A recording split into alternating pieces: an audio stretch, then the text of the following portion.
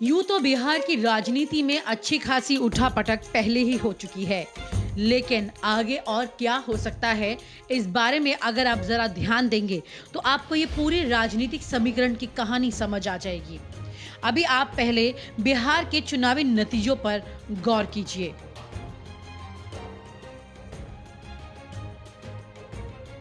NDA में BJP की 74 सीटें आई, जेडीयू की 43 सीटें आई, विकासशील पार्टी की 4, हिंदुस्तान अवाम पार्टी की 4। और अगर महागठबंधन की बात करें तो तेजस्वी की यानी कि आरजेडी पार्टी के पास 75 सीटें कोटे में आई, कांग्रेस के हिस्से में 19 सीटें आईं और लेफ्ट के पास 16 सीटें आईं। और यहीं पर चिराग पासवान की पार्टी यानी कि लोजपा की तरफ देखें तो उन्हें मिली महज 1 सीट।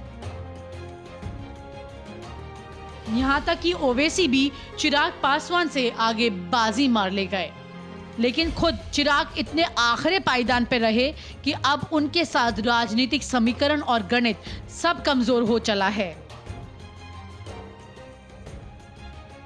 जेडीयू ने 43 सीटें तो पाई, उसी के साथ नीतीश कुमार खुद मुख्यमंत्री भी बन गए, लेकिन क्या जेडीयू के लिए रास्ते इतने आसान हैं? अक्सर अब ये सवाल भी उठने लगा है कि नीतीश अब मजबूर हैं कि मजबूत होंगे। बीजेपी की सरकार में नीतीश कैसे शासन करेंगे?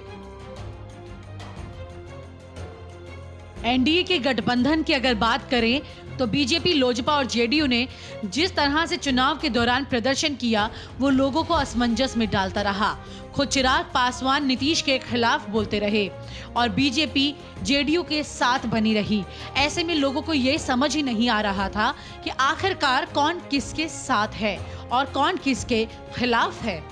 लेकिन जब सरकार बनी तो बीजेपी ने सीधे सीधे जेडीयू को सामने रख दिया और मुख्यमंत्री नीतीश कुमार को बना दिया।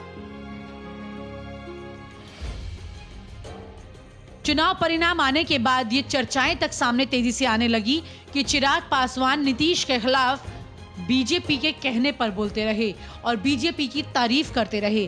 तो ये अंदर का चुनावी गणित लोगों को तो समझ नहीं आया, लेकिन हाँ, ये जरूर समझ आ गया कि बीजेपी के साथ जो सहयोगी दल हैं उन दोनों के बीच में बीजेपी फूट डालती रही और कहीं ना कहीं इसमें सीधे बीजेपी को ही फायदा हुआ। जिस तरह से नीतीश कुमार बीजेपी के साथ जुड़े रहे और अल्पसंख्यकों को नाराज करते गए, उससे जेडीयू को सीधे सीधे काफी नुकसान हुआ। लेकिन उससे उलट अल्पसंख्यकों को नाराज करने के अलावा दूसरी तरफ का जो फायदा होना था वो बीजेपी को साफ साफ मिला। और लोजपा, जो कि लगातार नीतीश के ही खिलाफ चुनाव के दौरान बोलती रही, वो सिर्फ एक ही सीट पर सिमट कर रह गई।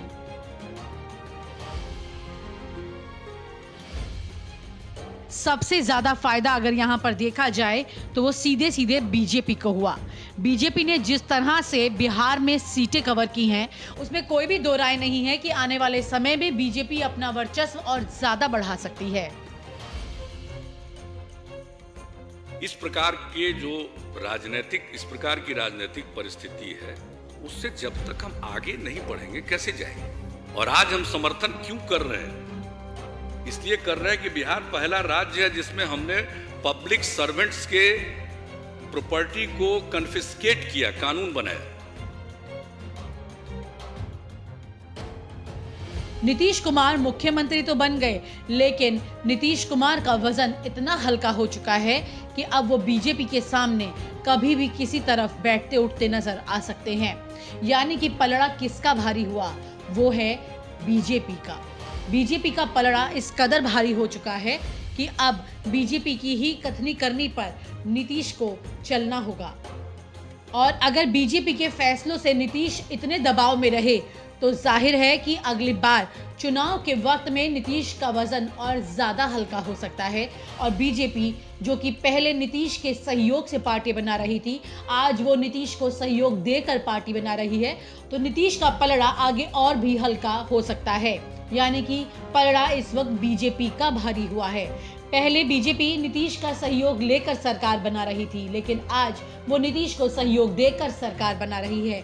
और आगे समीकरण अगर बीजेपी का इसी तरह चलता रहा तो वो नीतीश के बगैर भी सरकार बना लेगी, जैसे आज वो चिराग पासवान के बगैर अपनी सरकार खड़ी कर रही है।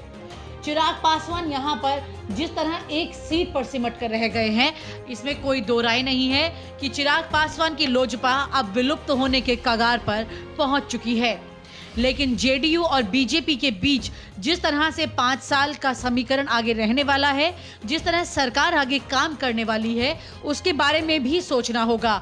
अगर जेडीयू बीजेपी के फैसलों के मुताबिक काम करती रही तो जेडीयू का अपना आधार खत्म हो जाएगा और उसके बाद बीजेपी का आधार इतना मजबूत हो जाएगा कि उसे जेडीयू की भी जरूरत नहीं रहेगी।